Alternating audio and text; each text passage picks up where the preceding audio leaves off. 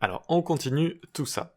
Donc, qu'est-ce que ce prototype finalement? C'est un objet, comme je vous ai montré, et il est partagé par référence à toutes les instances créées à partir de cette fonction constructeur. Qu'est-ce qu'une instance? C'est un objet créé à partir d'une fonction constructeur ou d'une classe. On appelle ça une instance de cette classe ou de cette fonction constructeur.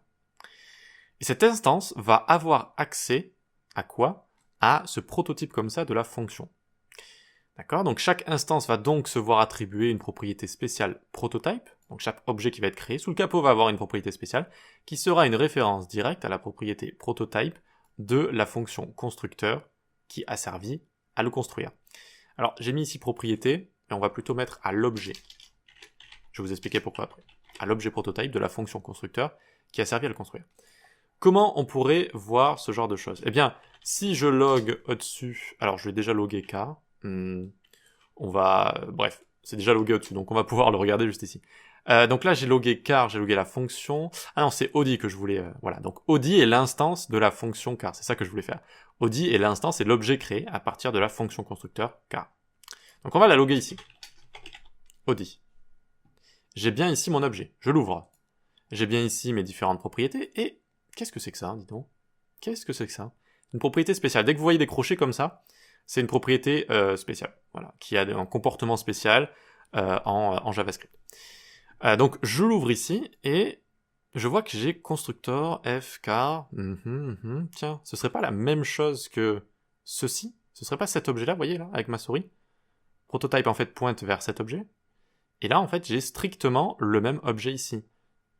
Donc j'ai une propriété prototype sur mon instance, sur l'objet qui a été créé, qui pointe vers ce même objet, ça pointe vers ça, là. Ça pointe, pam, dans la mémoire, directement là. Et la propriété prototype pointe aussi vers cet objet. Je vous rappelle que les objets sont indépendants des propriétés. Il y a une place dans la mémoire pour cet objet, et il y a une place dans la mémoire pour l'objet qui contient les différentes propriétés ici, dont notamment la propriété prototype. La propriété prototype pointe vers cet objet dans la mémoire, cet autre objet. Mais cette propriété prototype pourrait pointer vers 10, 20, chaînes de caractères, n'importe quoi. Donc finalement, dans cet objet, vous savez, référence, et c'est un peu ce que j'ai envie de montrer, référence versus valeur primitive, eh bien, différentes propriétés peuvent pointer vers le même objet. Donc à la fois prototype ici, et à la fois cette propriété spéciale prototype. Mais alors à quoi ça sert? À quoi ça sert de faire ça? De partager ce même objet à toutes les instances créées à partir de cette fonction constructeur. Et ça permet de partager des méthodes utilitaires. Par exemple, donc est-ce que je voulais vous le montrer ici directement? On va regarder en premier un tableau. Tiens, 1, 2, 3, un tableau. Donc un tableau est un objet aussi sous le capot, qui a été créé à partir du constructeur newArray. NewArray, 1, 2, 3, ça fait strictement la même chose, vous voyez? 1, 2, 3, 1, 2, 3. C'est pareil. Là, c'est pareil. Et pourquoi les tableaux existent finalement en JavaScript? Parce qu'ils ont une façon de fonctionner spéciale, et notamment, ils ont énormément de méthodes très pratiques. On les a vus dans la section des tableaux, map, for each, qu'est-ce qu'il y a d'autre, filter, reduce, etc., etc. Où se trouvent ces méthodes? Si j'ouvre mon tableau ici. Oh, un prototype. Et à l'intérieur, j'ai bien concat, fill, filter, find, includes, map, pop, push, reduce, etc., etc. Donc, on le voit maintenant à quoi sert ce prototype, cet objet prototype. Eh bien, ça sert à partager des méthodes ou des propriétés utilitaires à toutes les instances créées à partir d'une fonction constructeur. Extrêmement pratique, notamment pour les objets ici.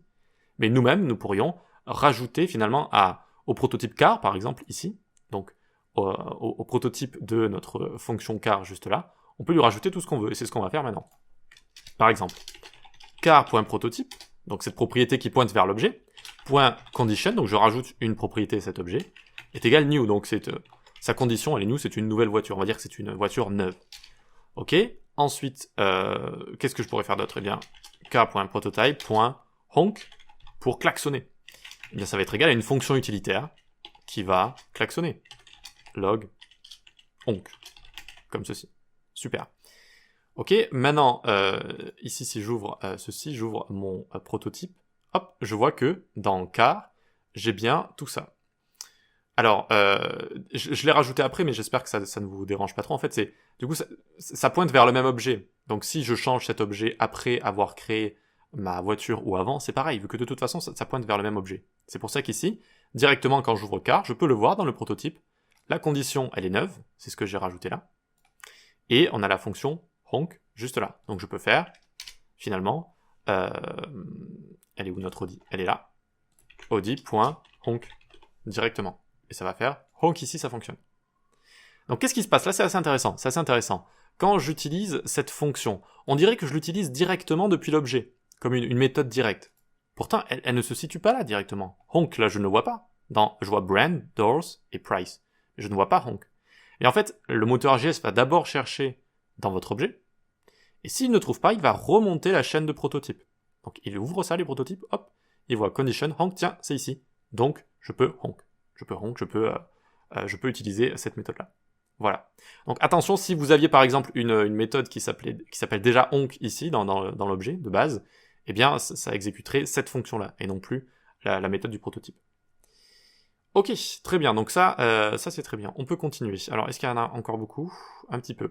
Comment utiliser ce prototype? Lorsqu'on appelle une propriété située dans le constructeur depuis un objet, le moteur JS va avoir un comportement spécial. Il va d'abord chercher dans l'objet en lui-même, puis remontera le prototype. C'est exactement ce que je viens de vous dire. C'est exactement ce que je viens de vous dire.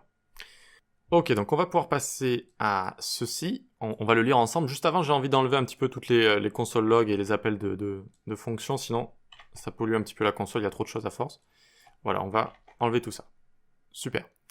Donc, cet héritage de prototype par référence est donc très bon en termes de performance. Pourquoi?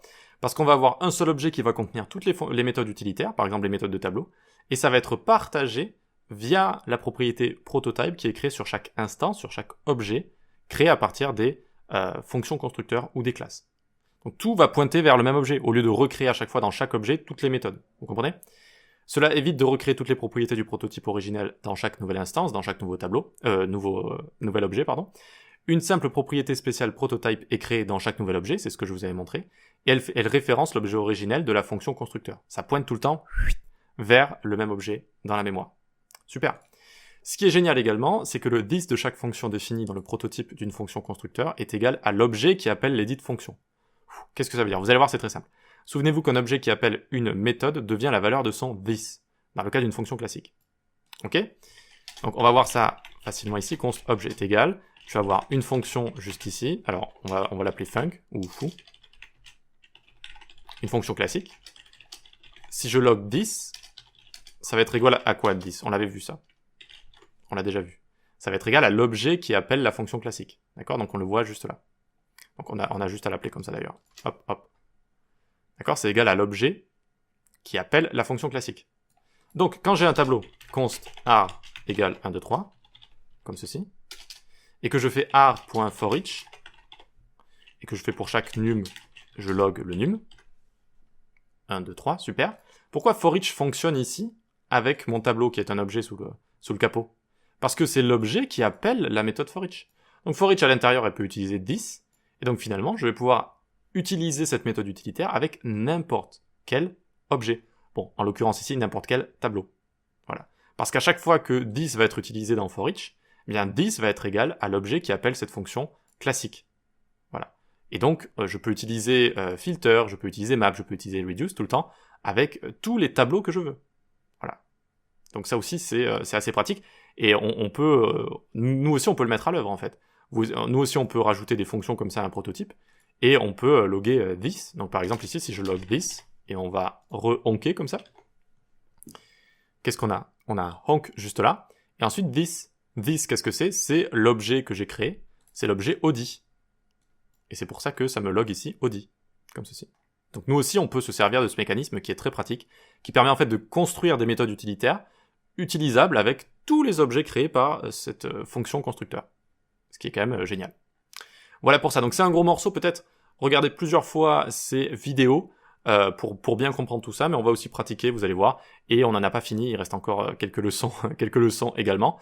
Mais voilà, donc pour cette histoire de fonctions constructeurs qui servent à construire des objets, chaque fonction constructeur va contenir une propriété prototype qui va pointer vers un objet qui peut contenir des méthodes utilitaires, des propriétés, etc., qu'on a envie de partager à toutes les instances, à tous les objets qu'on crée à partir de cette fonction constructeur.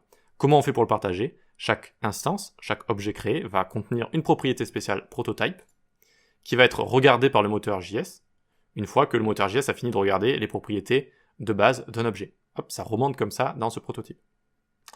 Voilà, on va continuer, on va s'intéresser à l'héritage, on va s'intéresser à la chaîne de prototypes aussi, parce qu'on peut voir que, tiens, il y a plusieurs prototypes comme ça, comment ça se fait? On verra ça dans les prochaines vidéos.